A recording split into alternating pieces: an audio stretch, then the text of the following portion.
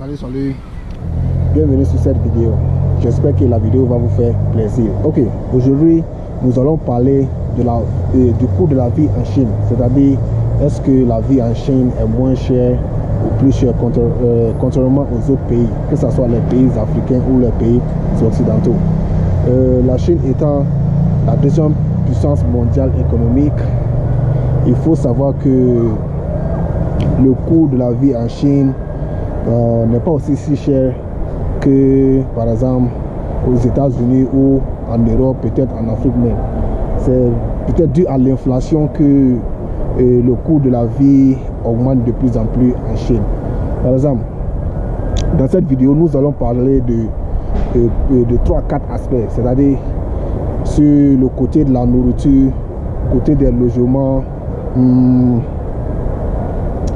côté du transport, et les trois suffisent: nourriture, logement, transport. Il faut savoir qu'en Chine, si tu veux manger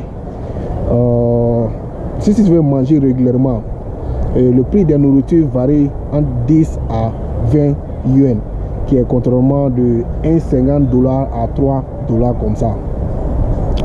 Donc, mais si tu veux manger plus aisé, de la bonne nourriture, tu peux passer de 50 à 100 yuan. 50 à 100 yuan. Qu'est-ce que vous voyez? Donc, on peut dire que la nourriture en Chine n'est pas aussi tellement si chère, contrairement aux autres pays africains ou européens plutôt. Quand partout où tu vas en Chine, tu vas trouver des restaurants chinois partout. Même si tu sors de ton appartement, ou bien si tu vis à l'école, si tu fais un pas au dehors seulement, tu vas voir des restaurants qui sont alignés partout, et la nourriture est de bonne qualité et moins chère. À partir de 10 yuan seulement, tu peux acheter de la nourriture en Chine et tu auras le ventre plein. Est-ce que vous voyez?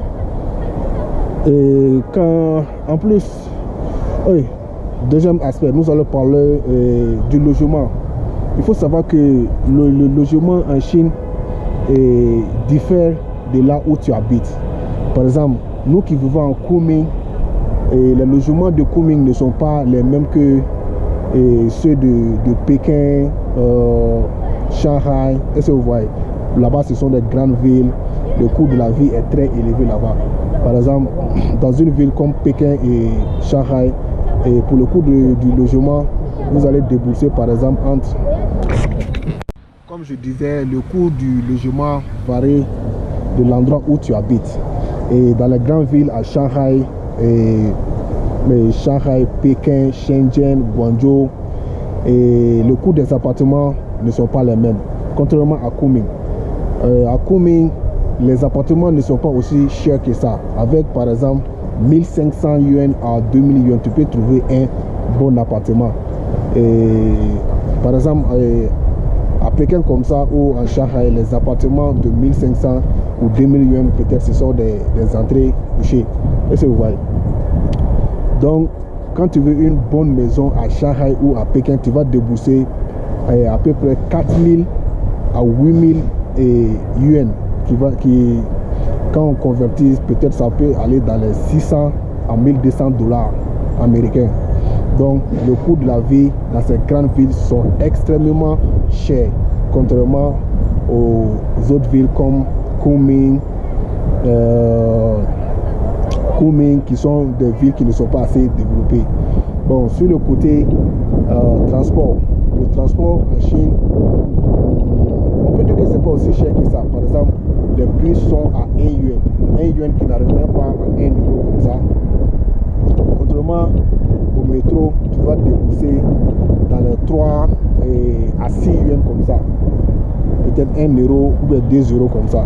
Donc, on peut dire que le coût du transport aussi ne sont pas chers que ça. Et dans les grandes villes, il y a des lignes de métro partout qui sont liées d'un coin à un autre coin. Donc, les lignes de métro ne sont pas aussi...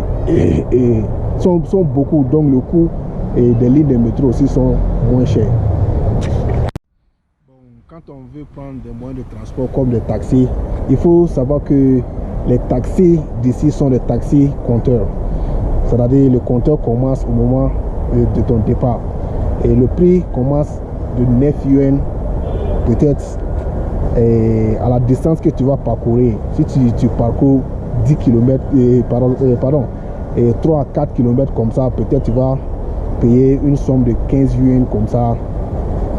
Mais si tu veux parcourir des distances comme 20 km, 30 km, et tu vas débourser des sommes comme 60 yuan à 70 yuan comme ça. Donc, la somme varie du trajet que tu vas parcourir.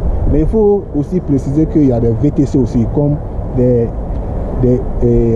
en Europe on appelle ça des Uber, et aux États-Unis on appelle ça des Uber, mais en Chine on appelle ça des Didi.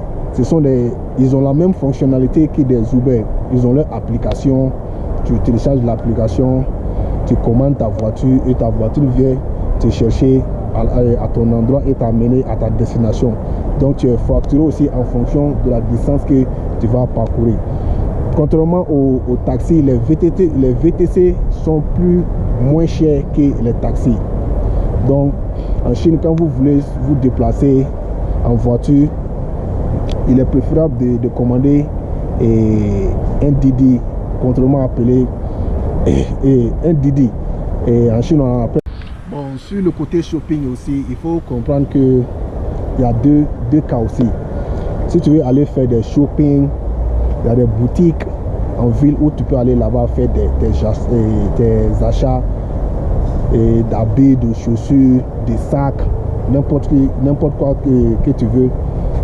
Mais il y a aussi des achats en ligne, il y a des applications où tu peux acheter tes habits, tes chaussures.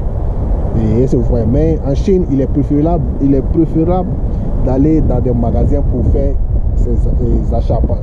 Contrairement sur l'internet, parce que ceux qui vendent des habits sur l'internet, à part les instruments de cuisine et les instruments de travail, quand tu vas acheter des habits en ligne, il faut faire très attention parce qu'on peut te vendre des contrefaçons. Est-ce que vous voyez? Mais ce qui fait la force de ces applications-là est que si tu achètes un habit et que l'habit ne te convient pas, tu peux le retourner.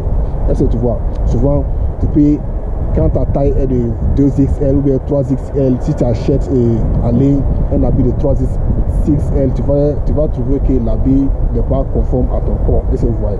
Donc, ça, c'est les inconvénients des achats en ligne. À ce qui est le prix, en Chine, la somme que tu as, c'est ce nombre d'articles que tu peux avoir. Je m'explique. Par exemple, quand tu as 1000 yuan et que tu veux t'acheter des bons habits, tu vas dans des magasins, des H&M, des Zara, et tu peux acheter des bons habits là-bas. Contrairement, il y a des coins aussi où tu peux aller acheter des habits moins chers. Par exemple, 5 yuan, 60 yuan. Il y a tous les prix, mais la qualité, il faut se dire la vérité, la qualité n'est pas bonne. Est-ce que vous voyez?